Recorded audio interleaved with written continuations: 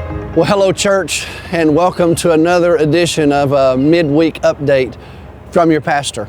I hope that you're doing well. Here we are in the end of July, and it's amazing the things that have been happening across our church and literally across the world, even in the midst of this very challenging season.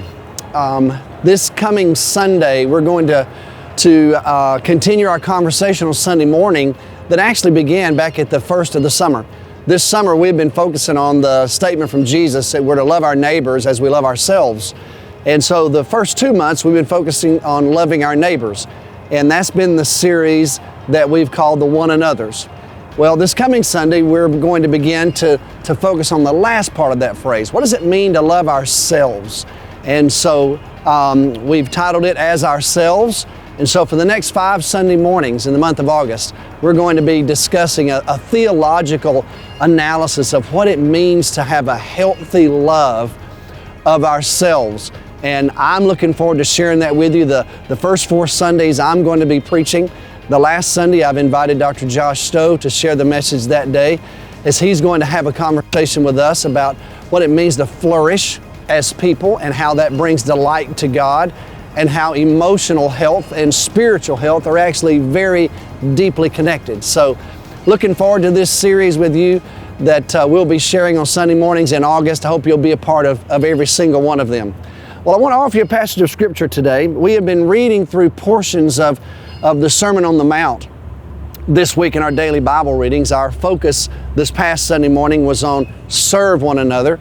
But I want to highlight a text that wasn't actually a part of our reading this week, but it's what I want to talk to you about today in this edition of the Midweek Update. And it comes from Matthew 5. In verse 13, Jesus says, "You're the salt of the earth, but if the salt loses its saltiness, how can it be made salty again? It is no longer good for anything except to be thrown out and trampled underfoot. You are the light of the world. A town built on a hill cannot be hidden.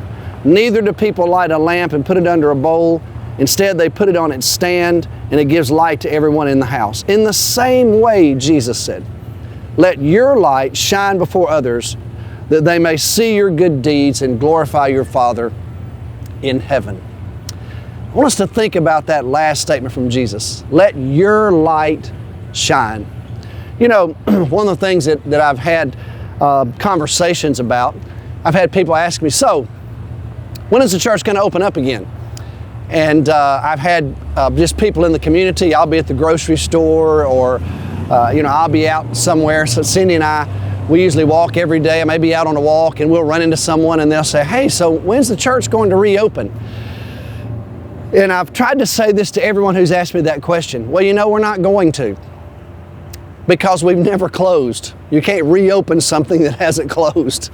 Our church, along with the church with a big C, has remained open during this pandemic. Now, our facilities have been temporarily closed. We've not been able to gather in our sanctuary for worship. That's true.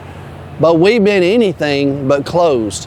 In fact, all around us, there are signs of activity, of progress, of things happening, even in the midst of this pandemic. Right behind me, while we have been battling the COVID-19 disease as a nation, the construction of this new viewing facility has been completed almost here at the Lever, right across the street from our church.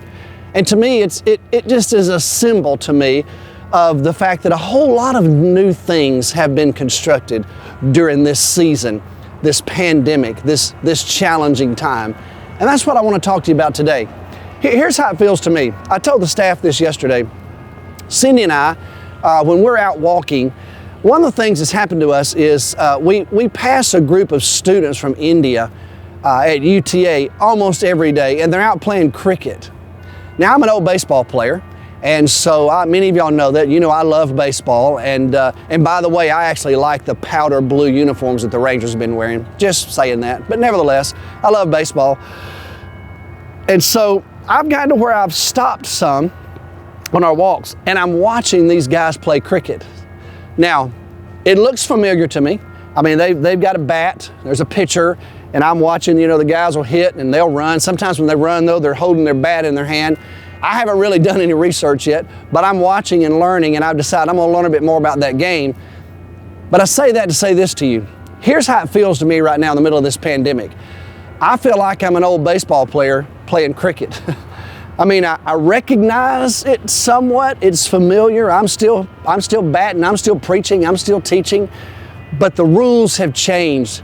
And so there's so much unfamiliarity and uncertainty around me, even though it does have somewhat of a familiar feel to it. So I feel like an old baseball player playing cricket right now. But here's what I've learned. I'm going to have to learn, theoretically, cricket, because this particular environment is not going to change anytime soon.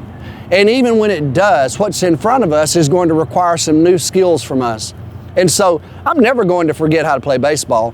I mean, that's something that's ingrained in me, but I'm going to learn how to be a better cricket player. In other words, I'm not going to forget what it was like to pastor a church prior to this pandemic. Those skills are woven in me and ingrained in me, but I've learned some new skills, and I'm going to lean into them because I want to be as effective as I can be going forward in this new environment. That's my challenge to you. That's my challenge to our church. Let's continue to cultivate and bless and understand the skills that we already have and had, but let's develop some new ones because we're facing a brand new normal, whatever that is in front of us. And so we've got to flex some new muscles.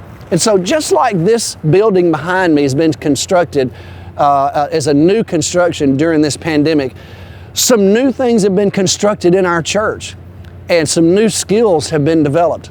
For example, we've developed a pretty healthy and growing online ministry. And that's something that's really new to us. We've dabbled in it. We've always had things available online, but we've never been as intentional as we are right now because here's what we know. I don't just view online ministry now as just simply that. I'm referring to it now as lifeline because that's what it is right now. It is a lifeline to people. And so our online presence is growing and it's touching the lives of people both within our congregation and far beyond the reaches of our congregation, far beyond the reaches of this city. And what we're discovering is that through some of the online resources that we're providing, we're actually ministering to people that would have never been ministered to by our church had we not developed this new skill, had we not decided that we've got to be more intentional about being present online.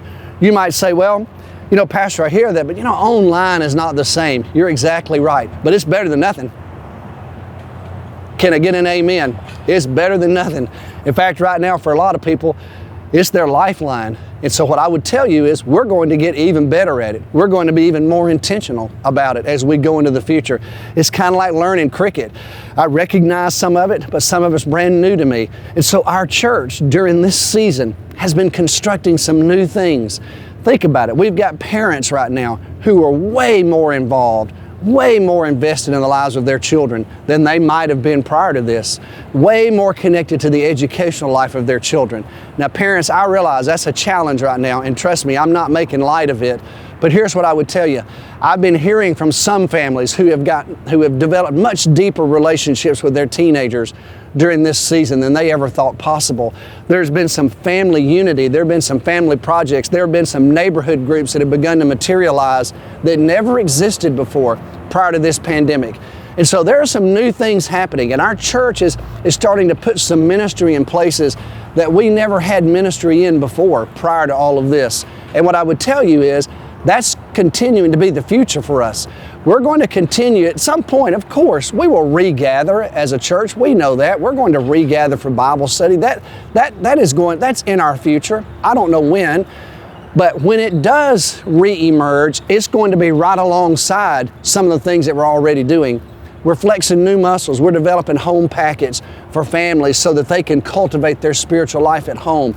We're going to be providing some encouragement and some materials for you to host some watch parties in your home for church services. You may not be able to do it on a Sunday morning because of your schedule, but you might do it at another time, and we're going to resource that. We're going to provide some interactive elements in the future in our worship services so that there'll be some opportunities for discussion and conversation, and those are some ways you can meld some relationships going into the future.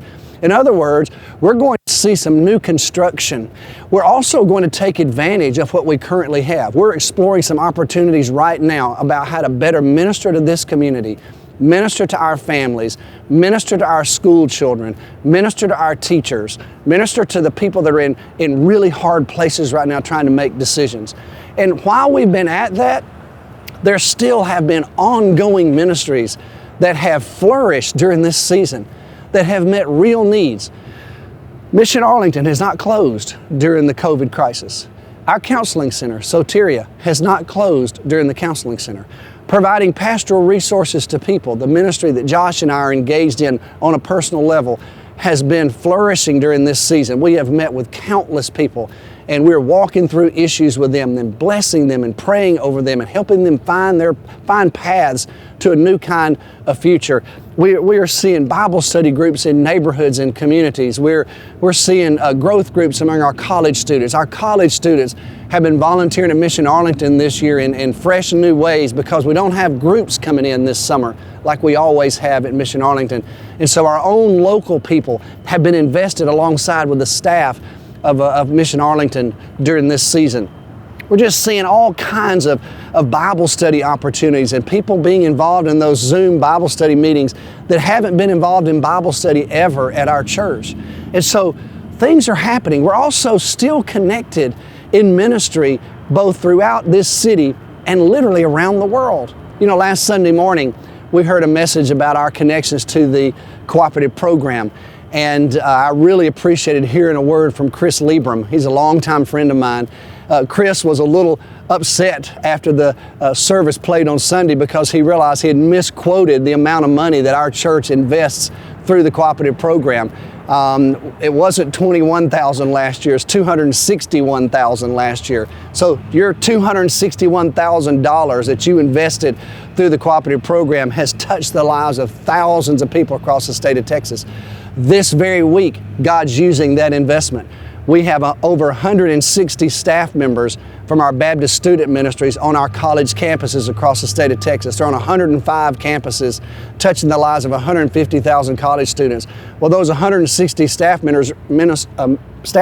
ministers, are in a retreat right now. Our own Gary Stidham and Mackenzie Rock, who's now working on staff at Baylor in college ministry, our Joyce Ashcraft, Ryan Hodges. We got some church members who are in the collegiate ministry with Texas Baptist. They're all in that retreat, and you are helping to provide that retreat for them. And not only that, I'm the speaker for that retreat, and so I have provided the biblical reflections. And so you have had an opportunity to actually touch 150,000 college students just this week because of your investment through Texas Baptist. Our work around the world has continued to flourish during this pandemic. In West Africa, when we first started our work in West Africa, we started in a very remote region in a West African country, and many of you have been there. Cindy and I have been there many times. We sent Ben and Melissa to live there.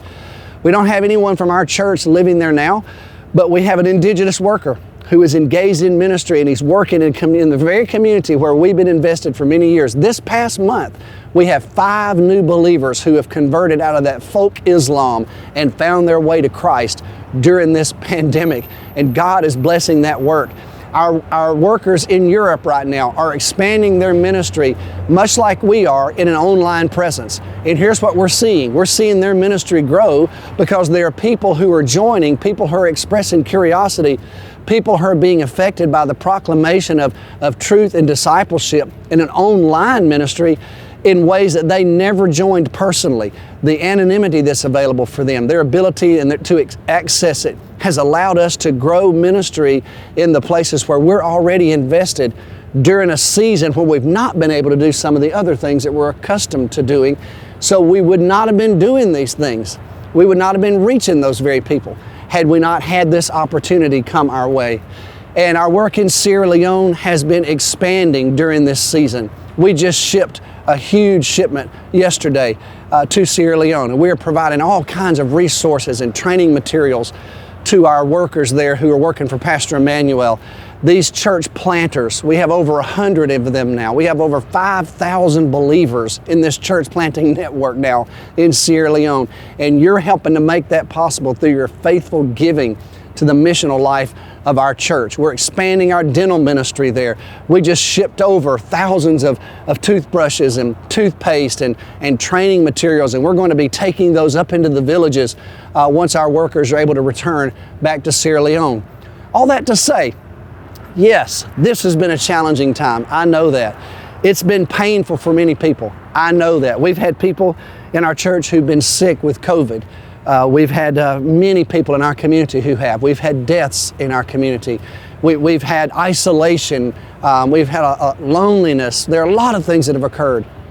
But in the midst of all of that, don't lose sight of the fact that your church has been open.